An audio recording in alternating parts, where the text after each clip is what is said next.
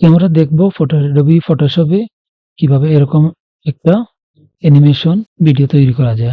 চলুন আমরা তৈরি করে ফেলি। প্রথমে আমরা এই প্লেনটাকে সিলেক্ট করব, তারপর লেয়ার প্লেন থেকে ব্লেন্ডিং অপশন থেকে এই যে আন্ডারলাইন লেয়ার, এটার হেডটাকে ধরে অ্যাডজাস্ট করে নিব। আমরা ওদিকে খেয়াল রাখবো যে আমাদের গাছের পিছনে নিয়ে যাব এটাকে। আপনি আপনার ইমেজের মতো অ্যাডজাস্টমেন্ট করে নেবেন। এরপর ওকেতে ক্লিক করবেন। তারপর যদি আপনি এই প্যানেলটা না পান তাহলে উইন্ডো থেকে টাইমলাইনে ক্লিক করলে এই প্যানেলটা চলে আসবে। তারপর আমরা ক্রিয়েট ভিডিও টাইমলাইনে ক্লিক করার পর এখানে এরোতে এক্সপ্যান্ড করব।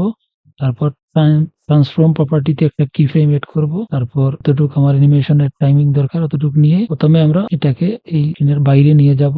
তারপর প্লে হেডটাকে সামনে নিয়ে এসে এটাকে ধরে ক্লিক করে যতটুকু আমার অ্যানিমেশন প্রয়োজন ততটুকু আমি নিয়ে নিব। এরপরে আমরা এটা ধরে অ্যানিমেশনটাকে ছোট করে দেব। তারপর যদি আমরা প্লে দিই তাহলে দেখবো আমরা এরকম সুন্দর একটা অ্যানিমেশন তৈরি হয়ে গেছে। এরকম আরো নতুন নতুন অ্যাডোবি ইলাস্ট্রেটরের বা ফটোশপের টিপস পেতে আমার চ্যানেলটি সাবস্ক্রাইব করে রাখুন।